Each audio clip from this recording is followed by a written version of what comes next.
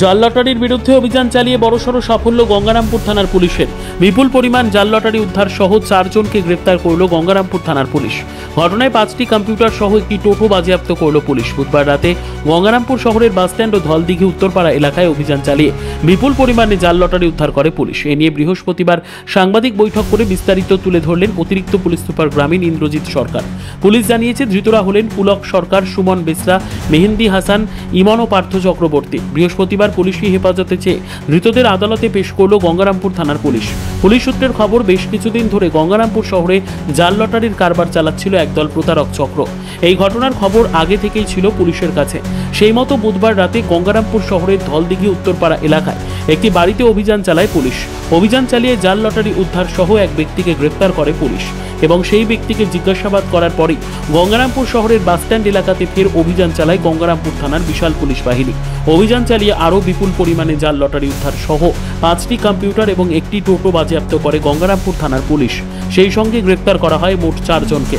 এই ঘটনার সাথে আর কে বা কারা জড়িত রয়েছে তার তদন্ত ইতিমধ্যেই শুরু করেছে গঙ্গারামপুর থানার পুলিশ। ঘটনার পর বৃহস্পতিবার ধৃত 4 জনকে পাঠানো হলো গঙ্গারামপুর মহকুমা আদালতে।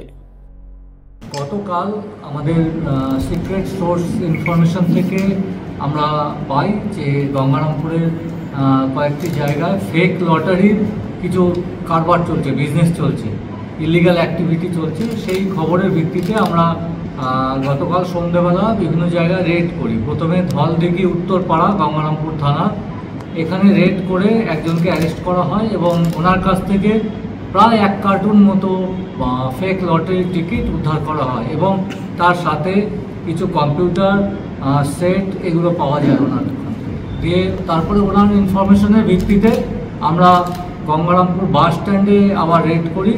সেখানে একটা টোটোতে 2 কার্টুন লটারির টিকিট, ওরা এরকম ফেক লটারি টিকিট লোড করছিল। সেখান থেকে আমরা আরও 3 জনকে অ্যারেস্ট করি আর তার কাছ থেকে 2 কার্টুন ফেক লটারি টিকিট উদ্ধার করা হয়। মোট আমাদের সিজার আছে 1,56,500 ফেক লটারি টিকিট, যেটা 2.5 কার্টুন আছে। এর সাথে 5টা কম্পিউটার আর একটা টোটো, এটা সিজার হয় এবং 4 জনকে অ্যারেস্ট করা হয়েছে এই ঘটনার পরিপ্রেক্ষিতে। তাদের নাম হচ্ছে পুলক সরকার, 28 বছর বয়স, এর কাশিয়াডাঙ্গা বাড়ি, বালুরঘাট থানার আন্ডারে। এছাড়া সুমন বেসরা, 20 বছর বয়স, সৌর্যপুর, গঙ্গারামপুর। আর মেহেন্দি হাসান ইমন, এর বয়স 20 বছর, এর বাড়ি হচ্ছে হজরতপুর, তপন থানার আন্ডারে।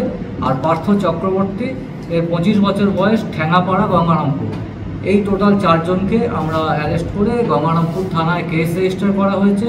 কেস নাম্বার 457/25 গত 26/6/25 আন্ডার সেকশন 318, 336, 61(2) BNS এর সাথে read with section 34 West Bengal gambling and prize competition অ্যাক্টে আমরা কেস রেজিস্টার করেছি এবং এই 4 জন আসামিকে অ্যাকিউজডকে আমরা কোর্টে আজকে প্রোডাকশন করা হবে উইথ পিসি প্লেয়ার। এবং আমরা এই ঘটনার সাথে আরও যারা যুক্ত আছে তাদেরও খোঁজ চালানো হচ্ছে এবং এই বিজনেসের সাথে যারা ইনভলভ আছে বা যারা কোথা থেকে লটারি টিকিটগুলো এইভাবে আসছে, ফেক লটারি টিকিট, সেইগুলো আমরা খতিয়ে দেখছি।